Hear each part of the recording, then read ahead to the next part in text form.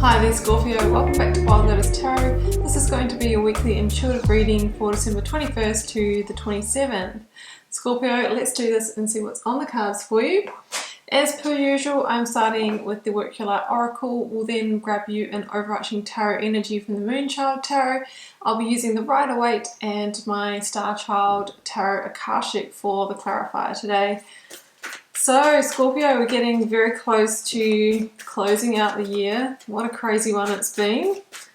Let's see what the energies may be extending into the last 2 weeks of 2020. I have got Unbound, releasing soul patterns, contracts, and past lives. Well, we have just made the transition into the age of Aquarius, into a whole new area ruled by air sign energy after the grand conjunction, I believe, on the 21st, the first day of this round of the reading.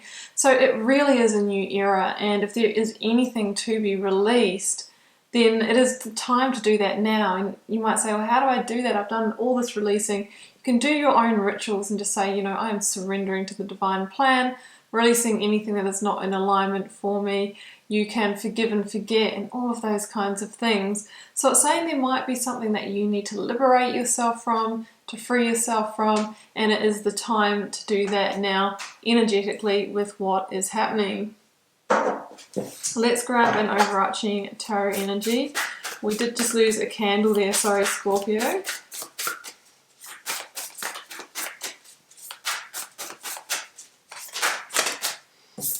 I have got the Ace of Swords, moving into the age of the air sign, the sword, truth, clarity, alignment, and there's a sense of a breakthrough here for you.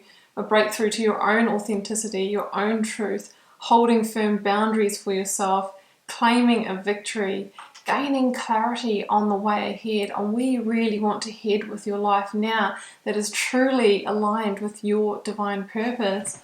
So it's a beautiful energy, the Ace of Swords. It's obviously a new beginning energy as well, releasing the old, ushering in the new. Let's go to the tarot position, Scorpio. Beginning with the energy of the recent past. Knight of Cups, okay. Could be tending towards fulfillment. There could be an emotional messenger that has come in for you. Going for the current or focus energy, Scorpio.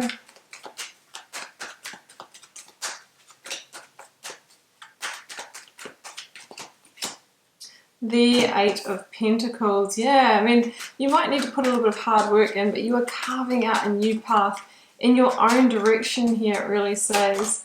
And in the outcome, I've got the Knight of Wands, Sagittarius, and the Minor Arcana. As we are in that Sagittarius season, it is time to, finish any moves that you want onto that final frontier. We do have the Five of Wands at the bottom of the deck. Can be the energy of conflict or energy drains at this time of the year as well. Okay, clarifying the Knight of Cups. I have got the King of Cups. Okay, clarifying we've got the Seven of Cups. I'm going to take that for there as well. Clarifying the Eight of Pentacles.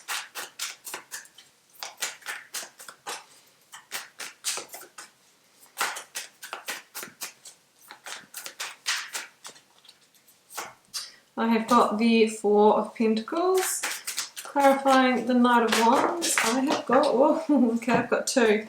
Three of Swords, and I have got the Emperor, Aries, number 4 in the Major Arcana. At the bottom of the deck, we've got the King of Swords, Aquarius. As we move into the age of Aquarius, it is saying it is time for change.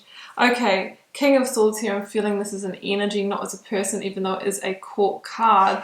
The King of Swords is about taking a step back to review everything that you may have journeyed across 2020, where you are now, the lessons that you have learned, maybe beginning to piece together in hindsight, you know, everything that has led you to where you are today and how that has shaped you, joining the dots and starting to see the big picture. That's what the King of Swords does, so that from that place you can make a strategic, really calculated decision with all the information in order to move forward. So that's what it's about, and it's about moving forward similar to the Ace of Swords in terms of your truth, your authenticity. It says that there might be key communications that you need to have in order to release these contracts, these soul patterns. You know, what conversations do you need to have with people before we go out of 2020? You know, what do we need to put to rest? Who do we need to say that we, you know, tell that we love or express our feelings or something like that? That's what I'm really feeling here. We do have the Knight of Cups in the reading, which can be the apologies, the, you know, sharing of the feelings and all of that kind of thing. It's the kind of time of the year to do that, absolutely. So here in the recent past, I've got the Seven of Cups, the King of Cups and the Knight of Cups. It's interesting because the Seven of Cups can be the energy of confusion, right? Can be buying into a dream or reality, dream or fantasy, sorry. And yet the King of Swords here is all about clarity, reality, and truth. So what this says to me is it's really a time this week to get really clear on any areas of your life that you may have been just kind of staying in the fog, the kind of things in your life that may not be delivering things, sorry, bad word, situations. Like for example, you might be in a relationship with somebody who has made a lot of promises to you and has not followed through with those. You might be in a workplace situation where you've been promised pay rise, promotion, more responsibility, progression, all of that, and maybe that has really been the carrot that has been dangled in front of you. It's time to get clear on any situations that are just not either materializing or delivering. They're just not cutting it anymore. That's another thing that we can do at this time of the year to really kind of clear things up. This is a Seven of Cups, and then I've got the Knight and the King here, which they each hold, you know, well, a cup each. The King actually holds two in this case. So we can say that 7 plus either 2 or 3, whichever way you want to see this, is the 9 and 10 of Cups. So it's saying here that by seeing through any illusions, releasing some of these soul contracts or whatever it is for you, you can move towards those higher states of the 9 and the 10 of Cups. Now, of course, the King of Cups is you, I feel, in this reading, Scorpio. You know, that is your energy. It's about you coming into your power by seeing the truth, seeing clearly. And I feel for some of you with this Knight of Cups, you know, expressing your feelings, expressing your truth, like I said before, having those final conversations, apologies, and all of that kind of thing to really get in that moment of clarity in your life, to really get into a good place before we close out the year. I mean, for some of you, you might have a Knight of Cups come into your realm as well. It's generally the energy of Pisces for me, or somebody who really just wants to express their heart to you, to make amends, to apologize, all of that kind of thing. And it can be a romantic messenger for some of you. I'm not feeling that in this reading. I'm really feeling this kind of, this end of year tidy up, so that we're in this really good place with a clear slate for the beginning of the year. It's the tying up of loose ends. That might be the title of this reading. The tying up of loose ends, so that you will find yourself in this beautiful calm expanse in the start of 2020 with the space to kind of use that for, you know, your alchemy, your creative pursuits. If we've got a whole lot of stuff, you know, the hangover of 2020 kind of following us, it's very hard to kind of start 2021 on a bang, meeting and achieving all of our goals. So current focus energy, I've got the Four of Pentacles and the Eight of Pentacles. Yeah, I mean, there's some work to put in here with these releases, these conversations, getting clarity and all of that. However, the Eight of Pentacles is known as the worker card, but generally it's work that you don't really mind doing because you know that you are carving out your own path, a golden new direction here something that you can be proud of, your achievements. So that's what I see here. You're really working towards the future that you really want and making those strategic moves towards your truth.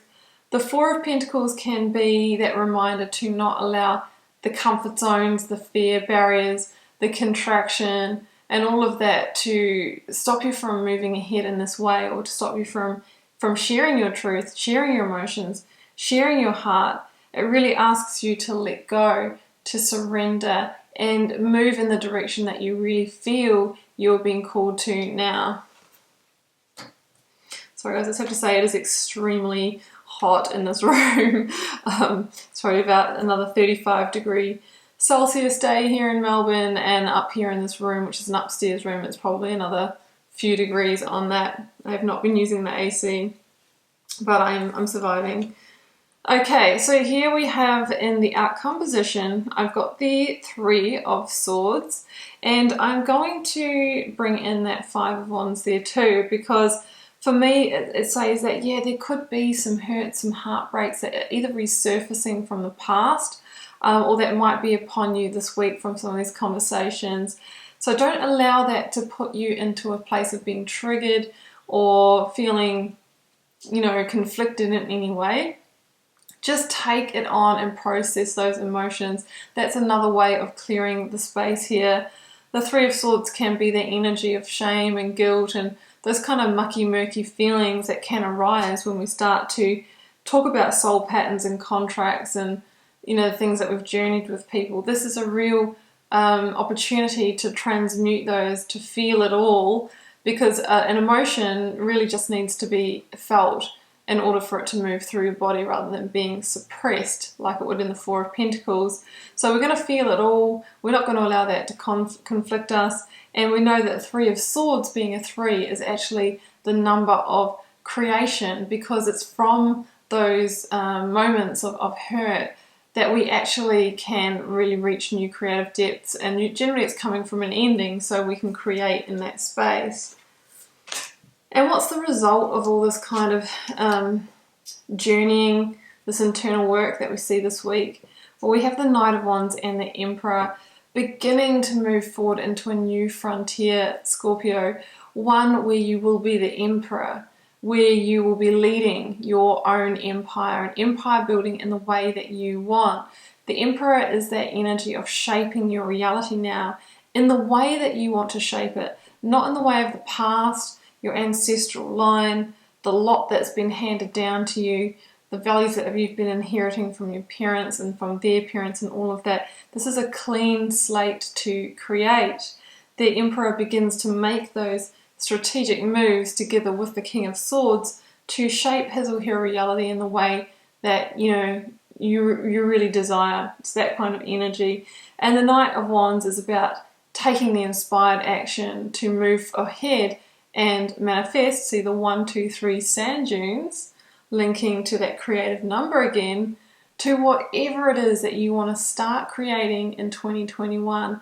It's saying that this is a massive end of the year, tying up those loose ends, getting yourself into the right position where you can be sitting there beginning, I don't know, 1st or 2nd of January going, I'm going to put that year behind me now because I have done everything I need to do.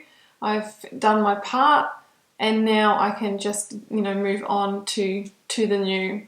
So that's what I'm seeing there, guys. It is a big old spring clean in the last couple of weeks, laying new foundations for your new beginning.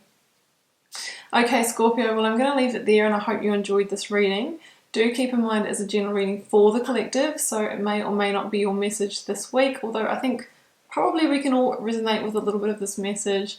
It's always a positive thing to tie up our loose ends and to, really welcome in the new. If you feel called to share, do leave me a comment, guys. I do try to respond to them all. I definitely read them all. Helps me get to know you, connect with your energies, and see what's happening out there in the collective. I'm going to put the aircon on now so I can cool down a bit. Didn't realise how hot it was going to be, so hopefully that wasn't just a big ramble. And Scorpio, it has been a pleasure. I will see you back here for another one next week. Bye for now.